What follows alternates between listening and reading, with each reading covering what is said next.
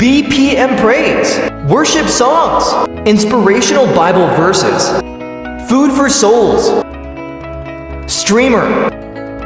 Like, share, subscribe. Deuteronomy chapter 22, regulations for sexual purity. If you see your neighbor's ox or sheep or goat wandering away, don't ignore your responsibility. Take it back to its owner. If its owner does not live nearby or you don't know who the owner is, take it to your place and keep it until the owner comes looking for it. Then you must return it. Do the same if you find your neighbor's donkey, clothing, or anything else your neighbor loses. Don't ignore your responsibility. If you see that your neighbor's donkey or ox has collapsed on the road, do not look the other way. Go and help your neighbor get it back on its feet. A woman must not put on men's clothing, and a man must not wear women's clothing. Anyone who does this is detestable in the sight of the Lord your God. If you happen to find a bird's nest in a tree or on the ground, and there are young ones or eggs in it with the mother sitting in the nest, do not take the mother with the young.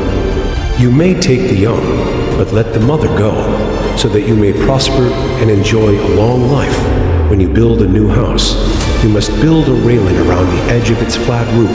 That way you will not be considered guilty of murder if someone falls from the roof. You must not plant any other crop between the rows of your vineyard. If you do, you are forbidden to use either the grapes from the vineyard or the other crop. You must not plow with an ox and a donkey harnessed together. You must not wear clothing made of wool and linen woven together. You must put 4 tassels on the hem of the cloak with which you cover yourself on the front, back, and sides. Suppose a man marries a woman, but after sleeping with her, he turns against her and publicly accuses her of shameful conduct, saying, "When I married this woman, I discovered she was not a virgin."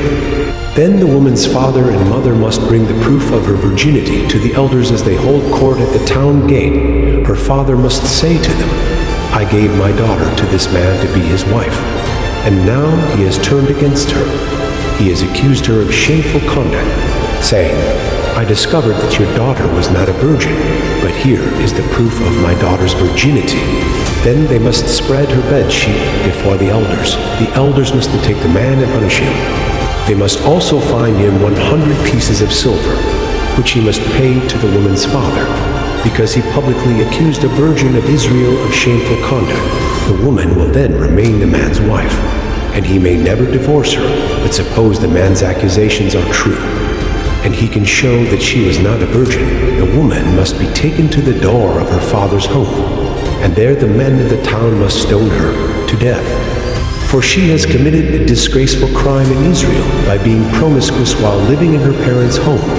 In this way, you will purge this evil from among you if a man is discovered committing adultery. Both he and the woman must die in this way. You will purge Israel of such evil. Suppose a man meets a young woman, a virgin who is engaged to be married, and he has sexual intercourse with her. If this happens within a town, you must take both of them to the gates of that town and stone them to death.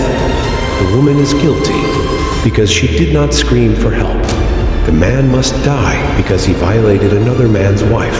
In this way, you will purge this evil from among you. But if the man meets the engaged woman out in the country, and he rapes her, then only the man must die. Do nothing to the young woman. She has committed no crime worthy of death. She is as innocent as a murder victim. Since the man raped her out in the country, it must be assumed that she screamed, but there was no one to rescue her. Suppose a man has intercourse with a young woman who is a virgin, but is not engaged to be married. If they are discovered, he must pay her father 50 pieces of silver. Then he must marry the young woman because he violated her, and he may never divorce her as long as he lives. A man must not marry his father's former wife, for this would violate his father. Thank you for watching.